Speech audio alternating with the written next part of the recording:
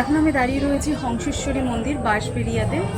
আমার সামনেই রয়েছে সেই মন্দিরটা, এবং এই মন্দিরে আসার রাস্তা কি আছে, কোন টাইমে মন্দির খোলা হয়, কখন পুজো আছে, ডিটেলসের জন্য কিন্তু আমার ভিডিওটা পুরোটা রয়েছে। অবশ্যই ভিডিওটা পুরোটা দেখবে, আর ভালো লাগলে লাইক শেয়ার অবশ্যই করবে। মন্দিরে যাবার জন্য বাঁশবেড়িয়া স্টেশন থেকে টোটো বা অটো কিন্তু পেয়ে যাবে। বলবে হংসেশ্বরী মন্দির যাব, এখানেই নামিয়ে দেবে। আর এখান থেকে যাবার সময়ও টোটো পেয়ে যাবে, অ্যাভেলেবেল রয়েছে। এখানেই রয়েছে টোটো স্ট্যান্ডও। মন্দিরে যাবার পথেই রয়েছে অনেক ডালার দোকান। তোমরা যদি পুজো দিতে চাও তো এখান থেকেও ডালা সংগ্রহ করতে পারো।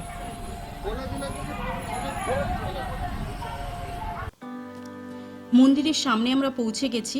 সামনেই রয়েছে মন্দিরটি, এবং এই মন্দির চত্বরের সামনে জুতো পরে একদমই প্রবেশ করা যাবে না। তো তার জন্য মন্দিরের বিপরীতে যে সমস্ত দোকান রয়েছে সেখানে জুতো রাখতে পারবে 5 টাকার বিনিময়ে। তো আমরা জুতো রেখে মন্দিরের ভেতরে প্রবেশ করছি। এখানে রয়েছে মন্দির খোলার সময়সীমা। মন্দিরটি খোলে সকাল 7টা থেকে দুপুর 12:30 পর্যন্ত। বিকেল 4টে থেকে সন্ধ্যে 7টা পর্যন্ত খোলা থাকে। মন্দিরটা কিন্তু বেশ পুরনো, এবং এর উচ্চতা প্রায় 5 তলা বিল্ডিংয়ের সমান।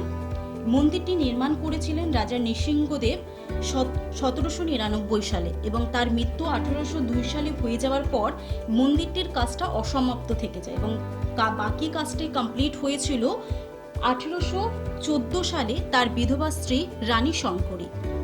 মন্দিরে যে মূর্তিটা রয়েছে মায়ের, সেই মূর্তিটা কিন্তু কাঠের তৈরি। শৈত দেবীর নাভি থেকে বেরিয়ে আসা পদ্ম ফুলের উপর বসে আছেন মা হংসেশ্বরী। আমরা বিভিন্ন মন্দিরের মূর্তি দেখতে পাই পাথরের তৈরি, বাট এখানের যে বিশেষত্ব আছে সেটা হলো এটা, যে এখানে মায়ের মূর্তিটা রয়েছে কাঠের তৈরি।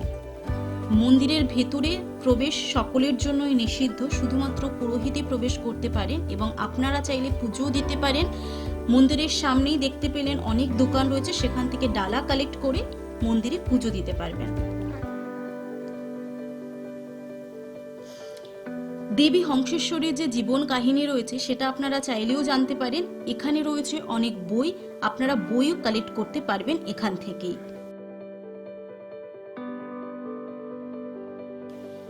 এই মন্দিরের আরও একটি বিশেষ বিজ্ঞপ্তি হলো যে এই মন্দিরে বিবাহ কিন্তু কঠোরভাবে নিষিদ্ধ, এমনকি মন্দিরের সামনে শাখা পলা পরানোও কিন্তু কঠোরভাবে নিষিদ্ধ রয়েছে। মায়ের মন্দিরের পাশেই রয়েছে শিব মূর্তি, শিবলিঙ্গ রয়েছে, সেখানেও আপনারা পুজো করতে পারেন যখন আসবেন।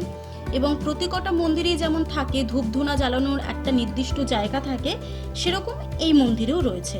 মন্দিরটা বেশ বড় এবং একটা শান্ত পরিবেশে তৈরি হয়েছে, খুব ভালো লাগবে এলে।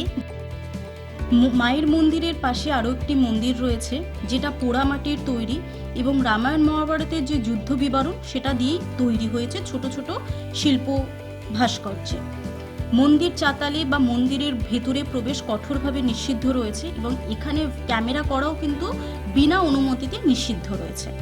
তো আজকে আমার সাথে এই হংসেশ্বরী মন্দির ঘুরে তোমাদের কেমন লাগলো নিচে কিন্তু আমাকে কমেন্ট সেকশনে জানাতে ভুলবে না।